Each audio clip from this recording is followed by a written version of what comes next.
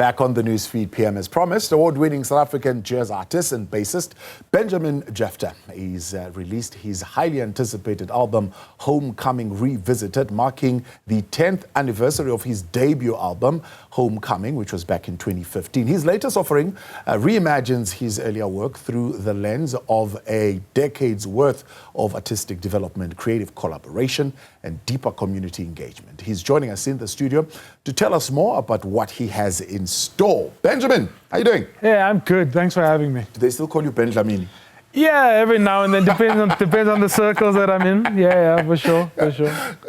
Human Scala comes out 10 years ago and he says, this is the best urban jazz album. Yeah. Right? Puts a stamp on it. Yeah. No, that was a very special moment actually when he did that, because we were working together on this other TV show in a band setup, and I think he was very impressed with the album. Why revisit then? I mean, if it was the best then, why do you want to go back to it? I think it's revisiting to kind of say, because if an album is a journal, right? It was who I was 10 years ago. So the album now is what I've learned and how I've grown over the 10 years, but also it's for me to pay homage to the South African jazz community and the jazz scene, because I think we have a very special a jazz scene that can feature on international stages. We have unique stories, we have unique interpretation of what is essentially Black American music, and we kind of created, you mentioned Bayu, we similar to what Bayu did when he went into exile in the States. He took their music and he infused that South African flavor, and now in a post-apartheid democratic South Africa, we as the youth have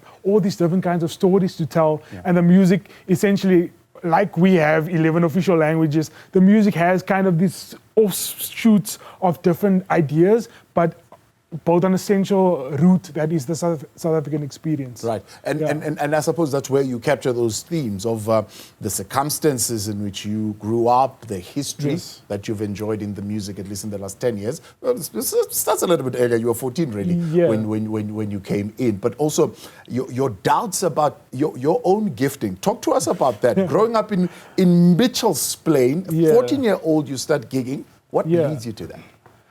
I guess it was a natural progression into that idea. I mean, my father was in like a musician in like a top 40 cover band. I had a very good high school music teacher that exposed me to music and jazz.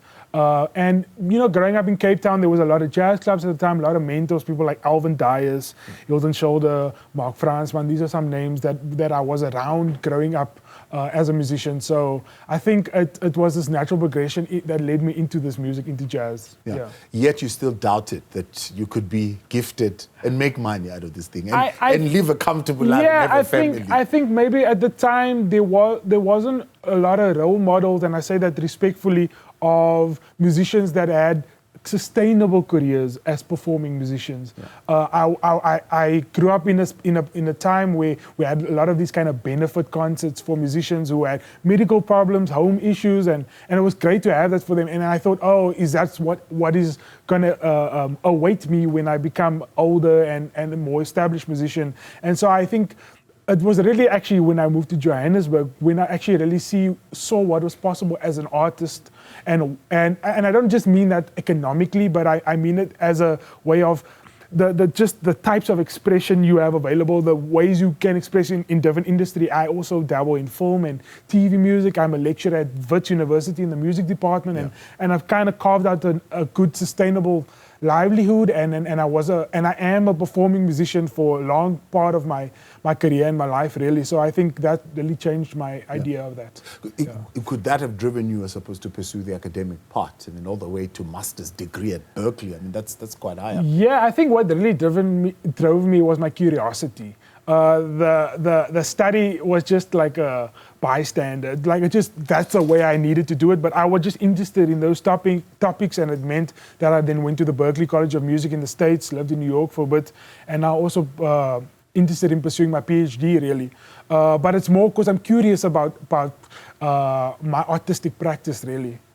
They call yours a bridge to what is jazz tradition and innovation. You're saying you're skeptical about that, even though you are pushing the limits. But you're not really deliberate in going out to do that. Yeah, I think it's like, again, for me, things need to feel organic and natural. And I think I'm just trying to comment on my environment, on my community. I am young, I am into different styles of music. I happen to view the music through Black American music, as we would call it, jazz, and South African jazz. And that's just what comes out. So it's a natural process. And you intend to take it to the dance floor? I mean, jazz has always been at the dance floor, but a dance floor in terms of the context of what we're talking about now. I think the fact that I am a bass player, I'm always in the rhythm section, so my compositional process always starts from what feels good. So how and dancing is about feeling. It's about what, like a beat, you know. And my compositional process, although it doesn't start with a beat necessarily, comes from that idea of what feels good. How can I make people dance, even though we are playing jazz, which I think you can dance to, really. Yeah. Interesting statement that you make. You say jazz is the ultimate form of democracy. I don't know whether you're just reflecting generally on the Homecoming Revisited and the type of collaborations that it would have taken for you to put it together, or as a genre. I think the idea extends from the fact that as a jazz musician, yes, I am the solo artist in this point. I compose the music, but it's really up to the collective to create the sound that everyone experiences, that everyone dances to. And so I cannot dictate that. So I have to give everyone their own way of artistically expressing themselves within the parameters of the music maybe I created. And in some ways, it's kind of the purest form of what I would imagine a democracy to be, because everyone has input in the way we are starting the song, the way we might end the song, and where it might go in between. Yeah. How did you come up to the Kelvin Momo project? And did they just come up to you, or you've been working with them? I mean, it's still in my WhatsApp group. You know, it's like kind of reimagining all these kind of traditional art forms, but in a new way. And I was together with the production team, and I started one of the arrangements, and they kind of just liked what I was doing, and just expanded to a whole bunch for that. So I think that was quite an interesting experience, but it made a lot of sense for, I think, my artistic output, really. Yeah. And how did you receive kind of feedback? I mean, it blew up and became something quite massive. I think people really dug it. I mean, I really liked it, to even see the music. Often we write music for orchestra and we don't maybe even see it at that scale. So him coming together with the Igoli Orchestra, I think to see it on that scale, to hear the sound, to experience it live, which is really how you should experience music like that, I think was amazing. Yeah. You say the teaching part of it, I suppose, and the writing scores for movies and type of thing helps you to, even in your own presentation, approach it from a motion picture kind of view. Take us through that process. I think the idea that writing music to narrative is important for me. So music that possesses inherent storytelling. So when you listen to this album, there's no picture, obviously, but I am trying to send you on some kind of journey. The story starts here, it ends there, and that story the music leads you through the story. And I think when I'm composing, when I'm producing the music, I'm consciously thinking about all of that. How do we start the song? What happens in the middle? Where do we go from there? How does the song end? What kind of emotions am I trying to tap into? It all kind of concurrent with the idea of writing for picture, really. Yeah, Still Arise, inspired by Maya Angelou, but you've got your own expression of Still Arise. What does Still Arise mean to you? I mean, in the context of South Africa? Yeah, so initially, obviously, it was based on the poem, when I wrote the song 10 years ago, and it was one of my favorite poems of just like striving forward, pushing ahead. And I think for me today, it's still that idea of just like, regardless of what happens, kind of just push forward, being hopeful, and kind of I'm trying to give that idea, that hopeful idea, that inspiration to other people, and it comes through in the song. We kind of mix it up with like some Afrobeat vibes, but it's really just to have that upbeat kind of sound or soundtrack to your day, really. Yeah. And I mean, you've had other offerings. One in particular is the 2023 one, which did you set out to have that controversial title to the album? Yeah. Were you making a statement, born colored, not born free? Yeah, I think I purposefully thought about that idea, and it was kind of this juxtaposition of the idea of being labeled colored, and a label that was initially imposed on people by us, by an apartheid government, and now carrying that into a new South Africa. And so what does that mean if I'm also born after 94 into a racially undivided country, and kind of this dilemma that happens between the two, and how does that play out in daily society. So it was kind of, I was just trying to understand that for myself. Yeah. How did you express that in music, though? I think I was trying to tell the story from the time of, the Group Areas Act and the Population Registration Act into the idea of then being promised something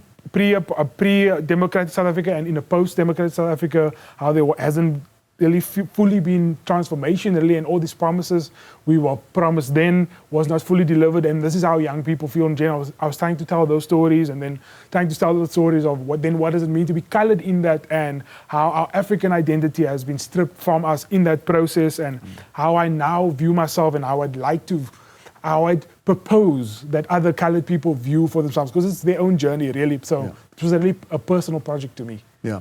You've had the view of the genre, the sector globally, right? With the likes of Diane Reeves, if you've performed with the Danilo Perez, the Terry Lyns of this world, but you are now based here. How do you rate South African jazz? No, it's amazing. Going back to that idea of all these different stories, I think my experience, for example, in the States, is that everyone is trying to, there's this pursuit of one history and one sound of their music, and it's great for them, but it's their experience. And I think we have such varied experiences and varied cultures in our South Africa. So just imagine how the music will sound if all of these cultures tap into that American jazz, and then what happens when those cultures start getting together and taps into that music. It's like this unique experiential music that happens, and I think there is a unique story behind the music, and I don't know how to express this